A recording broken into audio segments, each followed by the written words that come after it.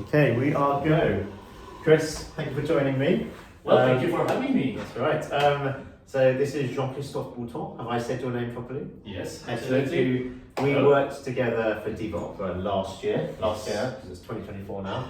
Yes. And for any of you who have not seen Chris perform, if you see his name on a cast list, go see the show, because he's a phenomenal baritone. I describe you to people who don't know you as the baritone version of John Tomlinson. Oh my God. Because you've got that kind of size and quality of voice, but also that real intensity on stage.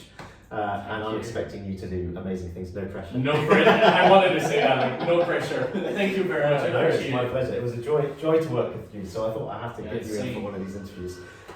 So you've lived quite an interesting life as an artist. Yes. In that, so you are from a farming family in Canada. Yes. And you ended up as principal baritone of the Romanian National Opera House. Yeah, one of the national Romanian opera houses, because they are more in every large city has an opera which has a national opera status. I see. So, yeah. Okay. I was the principal baritone for 7 years at the National Opera of Iași, which I still go from time to time to sing when I have a time in my schedule. Right. So can you kind of describe to us the journey in your life from growing up in Canada to then end up studying and working in Romania? Well, I always liked music, I always liked to sing, but I was always passionate with the sea. In my head, when I was little, I wanted to be a sailor. And then I was raised on a ranch with horses. So it was either I'm going to be a sailor, either I'm going to continue my work with horses. We were training horses, race horses that finished their career or that weren't good, and we would train them to be ridden on and then give them to schools and animal therapies and stuff like this. Okay. But I continued to sing throughout all that time. Started to take singing lesson, and one of my teacher there was Cécile Vallée-Jalbert, which was an opera singing teacher. She was the teacher of Céline Dion, Bruno Pelletier.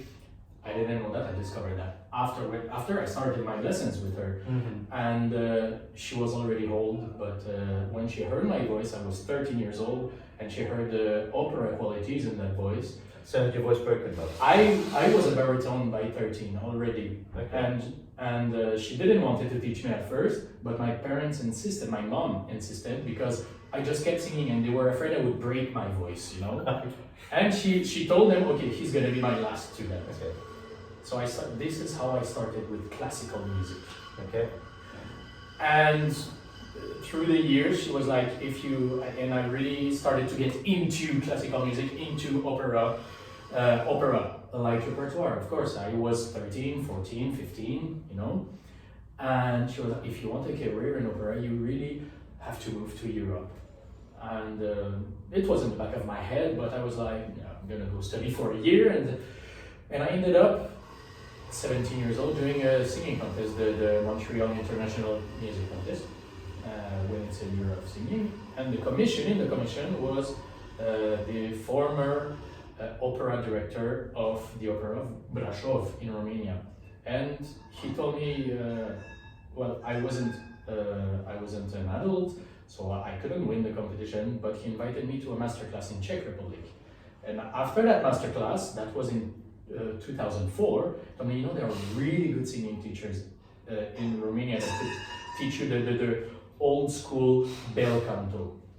And this piqued my curiosity, so I went home that summer, 2004, sold some of my horse riding equipment, saddles, and so I left with a backpack on and went to Romania. In my head, it was for a year of study, so adventures on the roads and stuff like this, blah blah blah blah blah blah.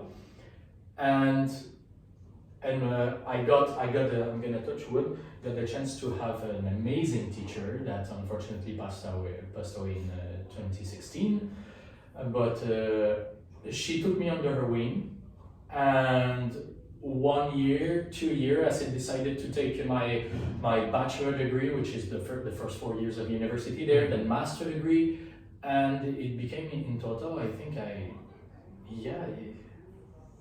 almost 15 or 16 years.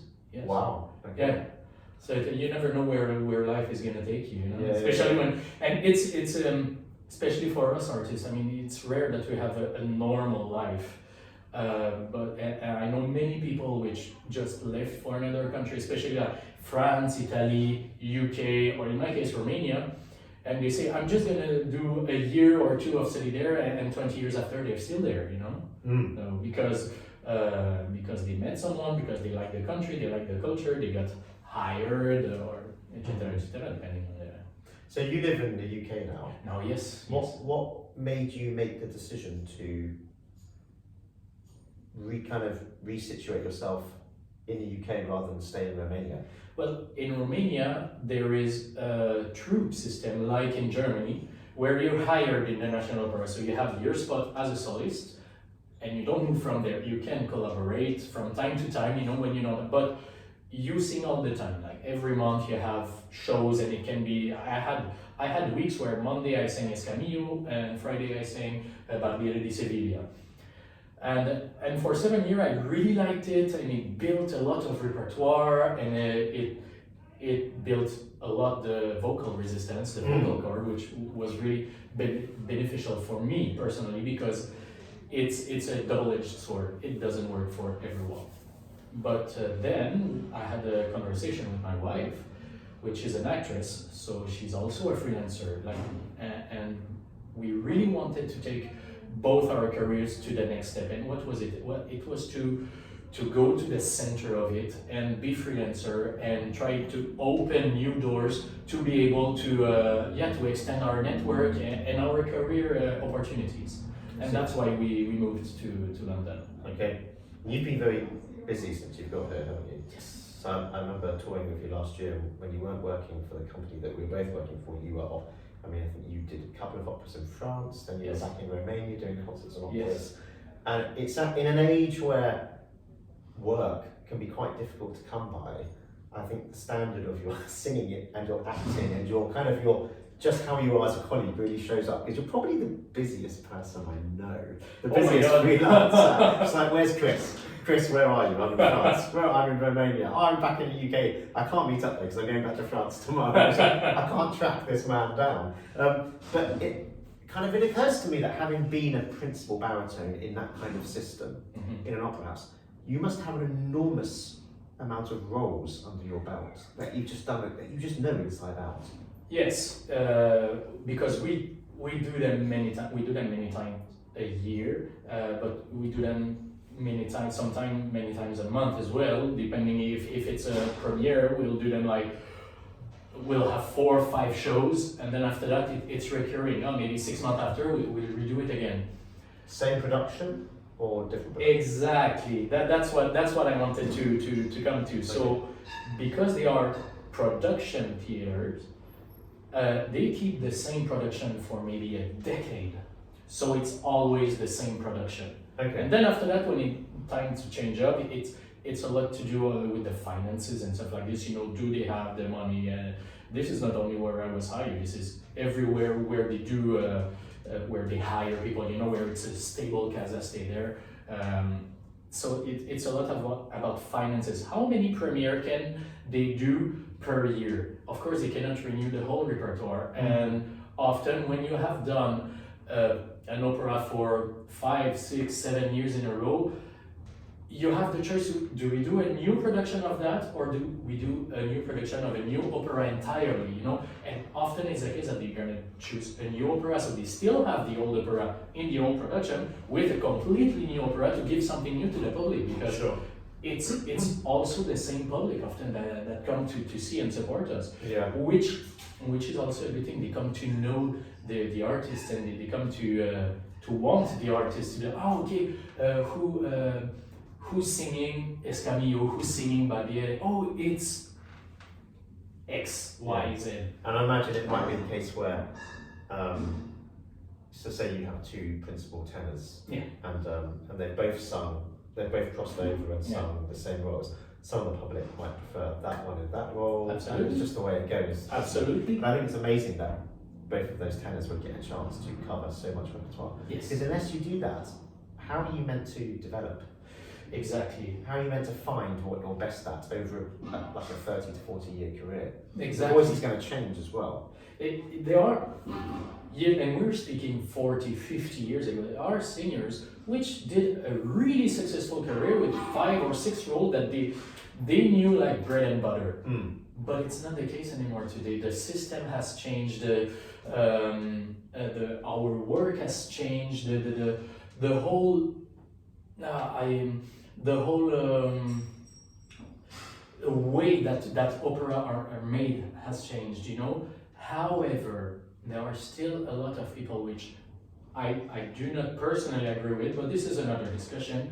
That think, you have a voice to sing only Mozart or only Verdi or only, which isn't something that I agree with. Of course, you can have a voice which is too light or too heavy for this or that kind of repertoire. However, in today's world, where we have to accept much more opportunities that are offered to us, we cannot say, oh no, I sing only Mozart or I sing only Verdi. This is something that is really, really advantageous in Romania, I say Romania, but in Eastern Europe in general, they have those production theater that hire singer, and you have to sing everything. And you can really experience yourself what does feel good and what doesn't feel good. I remember Jonas Kaufmann saying in an interview that he was of a similar opinion. He didn't agree that you just stick to one repertoire. He found he got better the more he moved around. And of course, you wouldn't go from Baroque to late Romantic, No, for of example. course, of course. But you could sing like late Mozart and Donizetti and early Verdi, and it was perfectly possible to work out how to do all three of those things and to bring the benefits of each and work out your technique. And I remember reading that, and it was the first time I'd heard somebody speak like that. And I thought, actually, that is just the reality of our careers. Yes. Because at the time I was singing a lot, almost primarily Mozart. And I still definitely want to sing lots of Mozart because it just feels so good on the voice. But I was also kind of being offered a lot of Basilio, so Rossini and Colline, Puccini, and I thought, I have to be able to sing all of these roles. I can't just sing Mozart. You know? So yeah, I think it's an important thing to realise that you have to be flexible and versatile. You know, I realized this some years ago when I got offered by the Opera of Nice, my first Escamillo. And it was offered to me before in Romania where I was hired, but I kept refusing it because no, I'm too young, but I knew I could do it because I sang the aria. I mean, we're baritone, so we sing it so often, toreador. But the role, I was like on the stage and I'm too young, because I had that basically a thought, you know, from years of university and master degrees, and they say, okay, you have to really, of course we have to pay attention, but if you know something isn't dangerous for you, it feels good to the voice, you don't force it, well, go for it. If it's being offered to you, you don't go to kick the door, but it kept being offered to me, and I kept refusing it until my agent at the time said, you know, exactly what I said now, if they keep offering this role to you, there's a reason for it. And for Nice, when they offered it, was the first time I said yes, and then after that I realized that for at least a year or two I was afraid for no real reason, you know. Yeah. So when was that? When was your first Toreador? 2016. 2016. Before that, what repertoire were you focusing on mostly?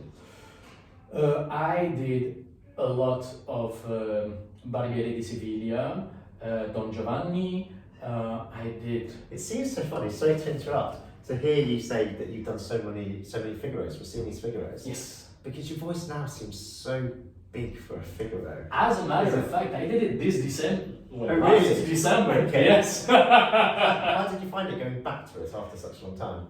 Well, it was quite an adventure because I think 2 weeks before I was singing Scarpia in Romania, and 3 weeks before I was singing Scarpia, and then when I started to put the role in my voice again, I was like, wow, okay, it's much higher than I remember because it was the first time in years. However, with the years of experience that passed through in the roles I did and the natural evolution of the voice, of course, I found it much easier to sing now than I did before. Really? Yes. That's interesting. Yes. That's not what I was expecting you to say. Because the voice extends. It extends in of course in volume, but it extends in the lows and in the high as well. You know, if you don't fuck it up. Okay. You mentioned earlier that somebody had said that a good reason for going to Romania was the quality of the teaching. Was very good teaching. That's not something I knew at all. Yeah. Are there specific things that you think you learned there which you might not have learned? I mean, this is possibly a difficult question because it's asking you to be quite specific, and technique can be quite unique to each person. But do you think there are any things that exist in Romania and that part of the world in terms of singing technique that you don't see over here? I can't really answer that, though I really want to, because I only really studied seriously in Romania and I have no experience outside of Romania, because after my teacher died, I haven't took a singing lesson since. Okay. I did master classes, but coincidentally, they were Romanians. Yeah, so I did a master class with the tenor Vasile Moldoveanu, which had an amazing career, sang very often at the Met in New York, and he had a really similar way of teaching than my teacher. It was almost listening her speak, you know, but they learned just about the same time, in the same country, so I don't really have somewhere to compare. Yeah. Exactly. Okay. I just learned in Romania, and one of the things, though, that I can say that really helped me throughout my whole career and will help me for my whole life is that one of the things they focus is really the base of the technique, the breathing, the passaggio, how to sing on the breath, you know. But they teach you ways to remember that so you can continue working by yourself. Okay. It's a system of image. So, for example, when we say girare la voce, turn the voice, you know, that everyone has to create their own image. For example, for me, it's a wave, that crashing wave, you know, that roll. So I always have that ball of sound that I feel it's rolling and rolling. So it's never still, you know. But this is my image that helps me. But that system of image and of primordial sound, you know, you have the first sound that you hear is the one that you think, you know. Right. Okay. So those are ways of teaching that help me a lot. So now when I want to study something new and I have no teacher, I still have those bases, you know, to rely on. So she gave you a really kind of firm foundation. Yes. Yeah. Yes. I mean, I think the job of a teacher is almost to make themselves redundant. They teach you so well that after a while you don't need them anymore. Yeah. Yeah. Teacher, like every week, yeah, I agree. However, our vocal cords, they're like cars, you know, they need maintenance from time to time. They need a checkup from time to time, you know. And this is really important with teachers or with vocal coaches, and you know. So this is absolutely really important, and we have to keep going to see them as often as we feel the need. However, I don't think we have an absolute need to keep taking weekly singing lessons like we did, for example. If you have a strong foundation, obviously. If your voice changes so much that you're not sure of your bases, then absolutely, you know, don't take. It's not the voice is not something you can take risk with, because if it's broken, it's either really hard or impossible to repair, as it was before. So yeah. So do you have people either here or Romania or Canada or France, the various places you spend your life, that you go to for those kind of interim MOTs? When I do have questions, I mean, I don't hesitate to ask Brian from of course, St. Opera. Yeah. He's one of the best. He's great because he's amazing. He doesn't need to say much. He can kind of gesture through kind of the way he will play a phrase and then have you imitate it, and it just fits into the voice so nicely. Exactly. Or he'll say 4 or 5 words. Pinpoint stuff. Yeah, and then the rest of it will just fall into place because you managed to iron out those problems. Anyone other than Brian, or is he? I mean, when you have somebody like Brian, you almost don't need someone else, do you? But are there any others that you kind of think very highly of? I guess Brian's more accessible than Yeah, most, isn't he? exactly. Because he coaches you as you're learning a role. Because of the setup of Diva Opera, there are moments where you can just, like in the breaks, just go up to him and have like a 3-minute coaching. Yeah, exactly. You don't have to book in a session. Whereas when you're working in other opera houses, to go to the conductor outside, I mean, it's a massive, like, logistical effort to try and Yes. get something in the diary. It's hard. Yeah. It's hard. No, that's good. So if anybody needs a coach, Brian Evans, of Diva Absolutely. Opera, get in touch with him. Just look on their website; they're very good. My next question for you, I've written down loads. Oh yes, so touring. So you do. Yes. I mean, you travel and you tour so much. Touring can be a difficult lifestyle. Do you Yeah. have particular things, habits that you've developed to deal with the travel, the effect that travel has on singing, when you're in places you don't know, a grueling schedule, etc.? What keeps you going and keeps you healthy in those moments? If you have a family or a girlfriend or wife or husband, or if you have someone at home, keep contact as much as you can. This is because tour can be from anywhere from a month to English doing opera. It's a tour of 6 months, you know, and you will miss them. You will get, even if you are with a lot of people at home, you will have moments where when you know, when you have a family, where you'll get lonely. Always keep in touch. So this is the first thing that's really important. For the rest, it's keep busy. Read a book or sometimes I bring my laptop, do some work, or you know, but keep busy and don't be afraid when you have breaks. Visit, see new things. Like you're on tours, it's hard. If it's cold, dress well. But those are especially that a tour is not in National Opera House, always in capital cities. You're gonna see smaller cities and sometimes villages that you're never gonna go back probably. Yeah, you know, that's true. Visit it. Yeah. Go see new things, discover new places. You know, and it doesn't take it doesn't cost anything. You just go to visit a city, and at most you're gonna have a coffee, and you know. And then after that, if you want to go visit for some restaurants or stuff like this, it's up to you. Then after that, sky is the limit. But with Diva Opera, one of the things I like the most is when we go to places like Cormeilles in France. One of the things I liked the most was waking up in the morning and just go for a run in the hills, and you see stuff. It's amazing, really. Yeah, you get to visit some very beautiful places. Yes. And one way to distract yourself from the fact that you might be missing family is just to experience a different kind of lifestyle and culture. The other stuff is sometimes train rides and bus rides, and they can be really exhausting. And so, you know, download movies on your tablet and suck it up, because there's a lot of that. I mean, if you want a singing career, the touring lifestyle is just something that comes with it. You have to come to terms with the travelling and the being away a lot. I mean, there are two.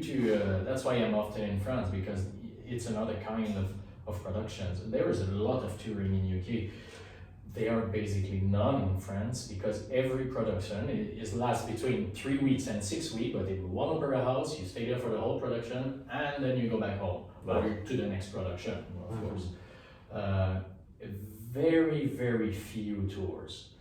I never had any tour in France. That doesn't mean that there aren't any, but in UK it's much more prevalent. You know, there are a lot of it. Many operas does it. You know, I guess there are fewer opera houses running all year round in the UK, and it might just be because it's a smaller country. There are less big cities. Yeah. I mean, France is 3 times the size? Or No, more. Much more. More. I don't know the exact percentage, but I imagine in bigger countries, and there's more state funding for opera houses, you're just going to have less touring and more productions happening in one place at one time. Funding is one of the glaring issue that you see. You know, it's at face value in every country, and it's true that France does put a lot, even if now it's less than it was before, but they do put a lot of funding in their art, in their opera house. houses, you know. So it's also one thing that helps senior like us, you know, have maybe it's never sedentary, you know. You're always on the move, but a more chill career, because you move from production to production, not from city to city in every production, you know. Right. Does France have the same system that you experienced in Romania, where you have principals? It doesn't. It doesn't. It's Okay. all freelancer. So you have to audition, or you're called to do a role when the director knows you. Mhm. So once you've auditioned for someone and he knows you and he likes you, then after that he's gonna contact your agent. Is XYZ free for 2026? Sure. Yeah. So it's like a mix between, so because in England it's you have the young artist programs, but there aren't any solo ensembles anymore of the kind in Romania and Germany, and in France seems to be a system where everybody's a freelancer, but you still Yes. have quite a few opera houses. There's a lot of opera houses. Everyone is a freelancer. However, the salaries are good. However, there is a system that because freelancer is between quotation mark, because when you're a freelancer in France and you prove to the government that you're a freelancer, so that once you have completed 507 hours of professional work in art, and I'm not thinking only about singers, but of technicians, of light workers, everyone that works in art, writers, everyone. Mm-hmm. When you prove you have 507 hours worked professionally and you can prove it, then you can apply for a system that is called intermittent du spectacle. So it's in English, it would be shows intermittent. And it only means that you're a working artist, Mm-hmm. and you receive a monthly wage for that. Right. So you become, and you are considered an employee. Even if you have to audition, you go to sing, but officially the government considers you an employee because you receive a monthly wage through this. And you keep receiving, of course, your salaries from the different opera houses. Okay. So they fill in the gaps when you don't have Exactly. work on. Exactly. Okay. Well, that allows you to carry on living and also travel to auditions. And do only this. And do only singing. Because there are a lot of singers in other countries which work on a freelancing basis, like UK, like a lot. Even Germany, if you don't have, because Germany is on a true basis as well, but it's a determined time. So it's a 2 years contract or 3 years contract, and when you don't have this, you're on a freelancing base, without the kind of system that there is in France, you know. And so you have, or to always keep busy, or to have something on the side. Yeah. So in this country, as you've just said, a lot of musicians, they have other jobs. Yes. Because obviously there is not enough work for everyone to always be working in the music industry, in the arts in general, unfortunately. So in France, the state will fill in the gaps for you Exactly. to allow you to choose your profession and keep getting better at it and keep developing yourself. And I'm just repeating this so that I understand it really. Yes. And in Germany, so you have longer contracts, Yeah. but then when you're not in the contract, you still don't have that state support. They are renewable, of course, you know, but I know people that they haven't been renewed, you know, or they hired someone else, or they cut in their employees, you know, which happens in every industry. It happens, you know. So do you know with the French system, if Yes. you end up not having work for a particularly long period, you then lose that support? Yes, you do. Right, that makes sense as well. That strikes me as a really good system, because it means that when you don't have the work on, you still have the ability to go have coachings, go have lessons, develop yourself, work toward, learn new repertoire with a pianist. Yes. I mean, anything, Yes. really. Exactly.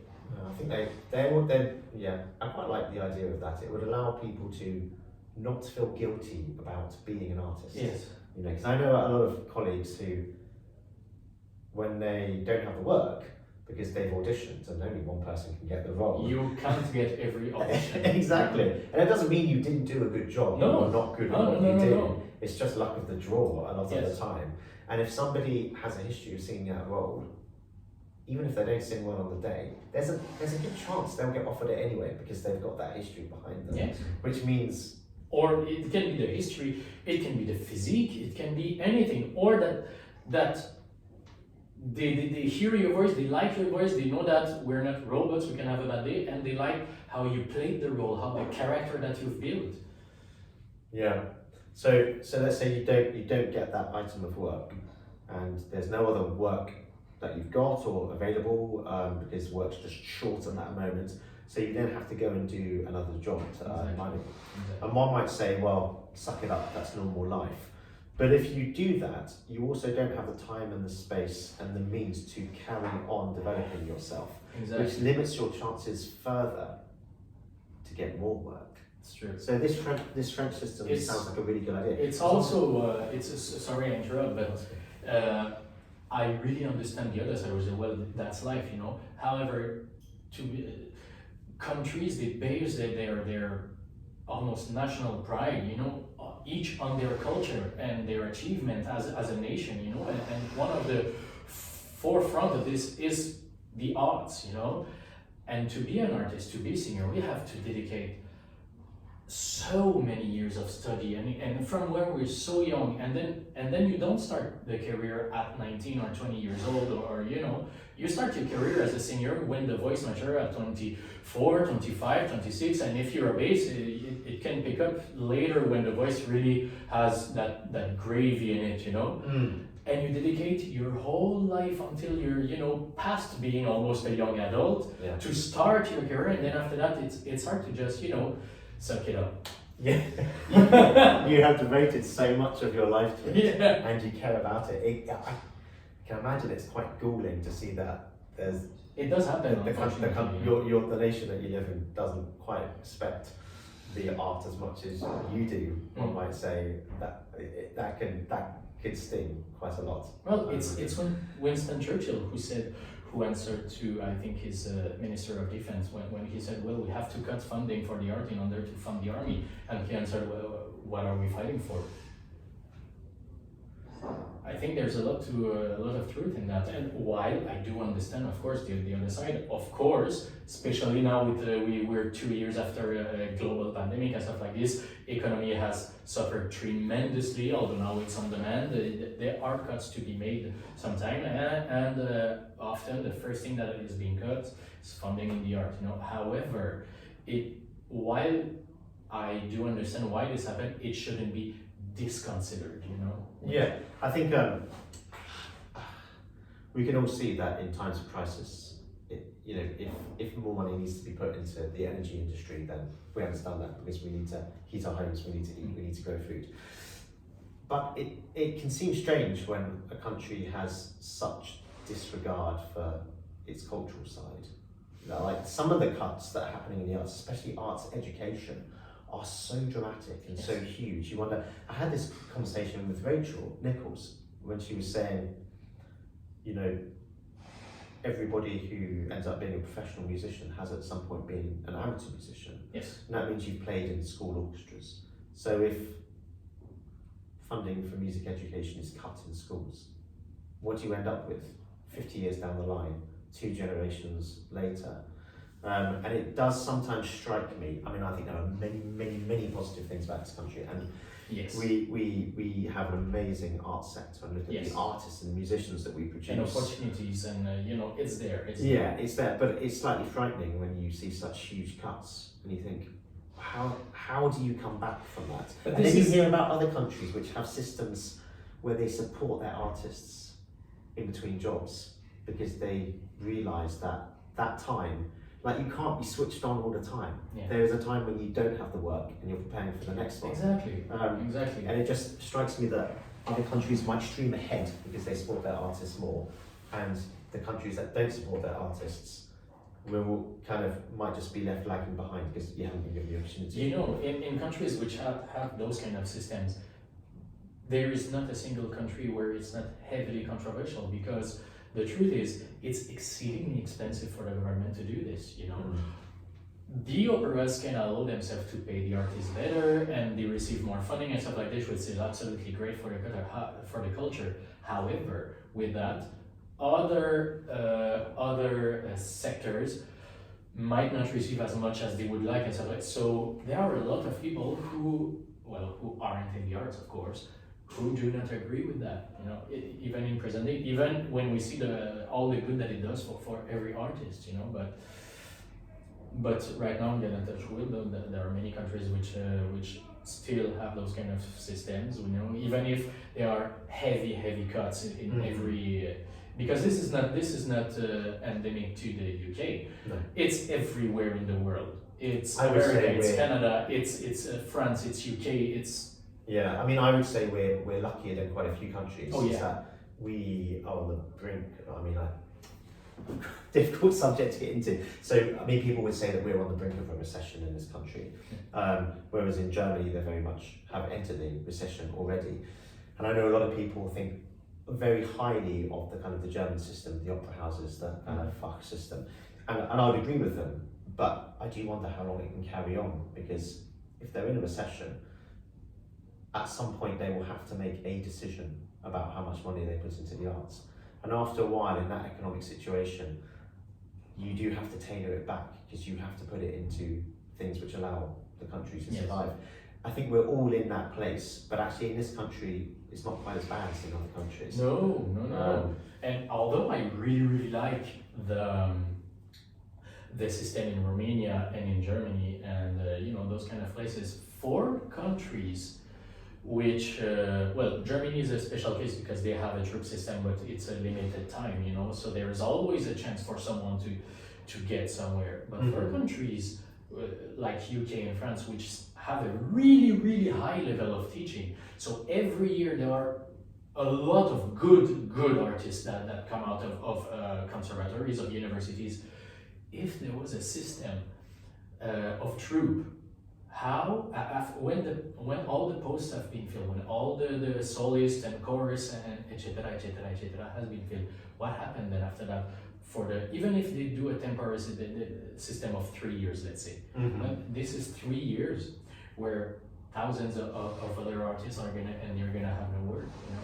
Because if there is a troupe system, that means they're still tour, they're still freelancing, but it's much less, because operas will have their own production and stuff like this, you know. So it's kind of a rhetorical question. There's not really an answer with that. But well, I mean, I guess if you want to work in a highly competitive industry where you're going to be competing against other people for almost every single job, you have to accept that you might lose out on many occasions. Oh yes, and I mean, and we do. Yeah, I mean, yeah. I mean, I think there was a moment on tour last year where I think everybody had missed out on a role. They had all been through auditions, and we'd all missed out on something we really wanted. Yeah. And everybody's sitting around the table for a day going, "Oh, I really wanted that job." and then after 24 hours, you just have to get on with of course, it. you have to. Yeah. So I think that is an element of being in a competitive industry. But I think people should be told that at the beginning. It is not taught. Yeah. And it's actually something that absolutely should. There are 2 things that are not taught in school for artists, for emerging artists, which are an absolute necessity. And 3, time management, finance management. You know, you get a job, fine, it pays well, fine. But then after that, if the month after you have nothing, or if you have nothing for 2 months, which happens, you know, when you're a freelancer, you're supposed to live on what you did for those months. And that includes, eating, rent, mortgage, family, includes everything. This is something that they do not teach in school. They don't. I mean, I imagine it's quite hard to teach that. But these are basic life skills. Yes. And I think almost before kind of university, you need to learn these things. But a lot of it also presumably comes from home as well. You learn by imitating the sensible practices that your parents have. None of my parents are freelancing artists. Well, I guess, I mean, if somebody comes from a family where their parents had steady jobs and were earning on the same day each month, then you're right. Where would you get that example from?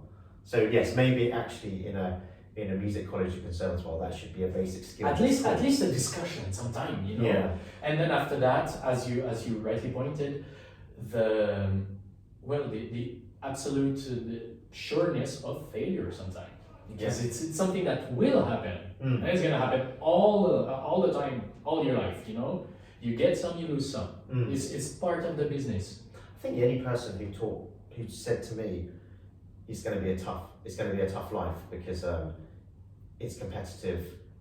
You're not, even at the very top of the business, you're not going to be paid as much as the equivalent people in other jobs.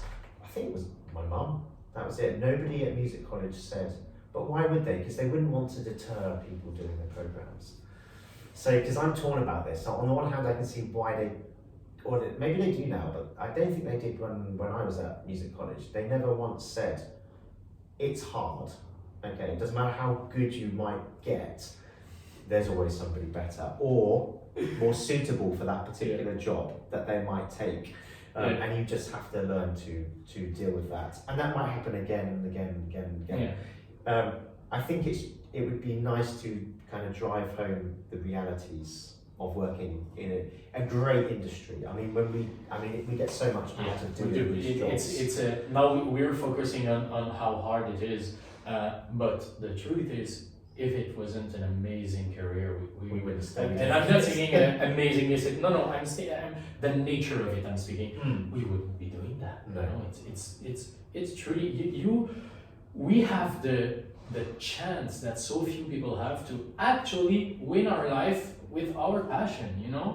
It's an amazing, and we have to be thankful for that, and we have to realize that, because even in the hard moment when we don't have as much money as we would like, or that an audition hasn't gone as well, okay, but in general, I'm winning my life with what I absolutely love to do. Okay, so I won the lottery in life, basically, That's a very nice way to look at it. I realised not so long ago that in how people think about my job as an opera singer and how I react to them over that has gone through 3 phases. When I was young, people would say, "Oh, you were an opera singer? God, that's amazing. That sounds amazing thing to do." And I'd be like, "Yeah, actually, it is great." And then I went through a period where I would say, "Yeah, it's great, but it's also a job, and it comes with all the responsibilities of a job." Absolutely. And I seem to have now gone back to the "Oh yeah, it's brilliant, It's brilliant." great." And I think sometimes it's just good to remember that if other people come up to you and they go, I love what you do, and you're really lucky to do it. It's worth recognising that actually they're right. It's true. Very few people are born with kind of the urge to do something like this, or with the capabilities to do it, or the work ethic to or do even it the ambition and work ethic, because truth is you have to be always at your best, and to keep being always at your best. That takes a tremendous discipline. Yeah, it really does. And actually, this is something I've noticed about a lot of people on a long tour, and I noticed it with you last year. People have to learn how to, how you were talking about kind of time management. Yes. And you have to do that on tours, and you have to learn which days to take it easy. Yeah. Basically, to get your energy to peak at the right moment exactly. to show what you're eating, how you're exercising. And it really came across in the seminar you did on health and nutrition. Is that all 3 of you talked about how to scale up your weeks towards the major performances. Absolutely. And stuff. And that's a very important thing to do, and it fits into the fact that every show we have to be at our best. Whatever our best is on that day, we have to reach it somehow. We are, as we mentioned before, we're not robots, so we're gonna have some days where we're not at our best, but that's for us. The public paid their tickets, and they want to see you at your best, no matter what. It doesn't matter what's going on. It doesn't. No, exactly. It doesn't matter emotionally or physically. You're sick. Well, if a driver forgot to put gas in his car, and doesn't reach a destination, it's his fault. So if we get sick, it's up to a point also our own fault. The public doesn't care. Oh, I agree. I mean, the amount of shows that I've had to struggle through in my younger days simply because I did not dress warmly enough. I knew it was going to be 1 or 2 degrees outside, and I still walked around in a jumper with no coat, and then I think I hit age 30 and I was like, oh, hang on a minute, that is my fault. So, Yeah. it's not some random event which happened to me. Yeah. That's, you have to look after yourself. Yeah. And I don't think there are many other jobs where that's the case. I think there are a lot of details that we have to think about. And it's okay. The vocal cords are an organ. They change. So even from day to day, you won't feel your voice necessarily always the same. How do you keep singing at the same quality? This is another thing that you have to pay attention. We often say, "Oh, today I have my voice in my socks." You still have to sing that role as good as if it was. When there are days you wake up and you could just sing everything. Yeah. How do you deal with that? Is that like going back to the kind of technique of it? Yes. Because I find some days I'm singing either in a show or practicing on a rehearsal. My voice feels completely different to normal. It's just I don't know. The only thing you can do is just keep going. Exactly. But do you just stick to the technique you know works for you, or do you have to adjust it slightly on days where it feels completely different? Oh, I think that the technique I have is quite flexible. It's not like I have a G to sing, so it's gonna be there. No, it's okay today. I know that you have the good breathing as long as you keep using your intercostal muscles and the support of the diaphragm and everything. It becomes almost a reflex, and if you try to overthink it, that's when it becomes a problem. When I feel good, or when I feel, of course, when you feel really bad, which can happen, this is another discussion, but when it's only a matter that, my voice feels different, you don't just go with it. Just go with your voice, listen to your body, sing it. Just sing it, without doing stupid stuff, without forcing the voice. But when you have 3 shows like in 3 days, they have to be as good as one another. That doesn't mean they will sound exactly the same, Mm-hmm. As long as you offer the same quality of singing and the same quality of acting, you're good to go. Don't focus too much on overthinking everything, because that has the danger to confuse yourself. You will try to do too many things at the same thing, and that's when mistake happens. Get into trouble. Yes. I think this is why stage time is so important. It's because it forces you into thinking like that. You've just got to go with it. Yeah. And you You can't go with it. You have to keep things simple on stage. Whereas if you have too much time to yourself without any time to put it into practice on stage, those are the moments where I start overthinking things. Yes. When I step on stage, first 5 minutes I'm like, it's not going well. It's because I've set up all these things to do. Yeah. Realistically, you cannot do them all. You just pick 1 or 2 things that you know work and go with it. My trick is I love acting, when I sing, and it's really getting into the role. This is really what helps me pass when it's easy, when it's hard, but because I'm concentrated, but I'm seeped into the role, and I became basically the character while I'm on stage. Mm-hmm.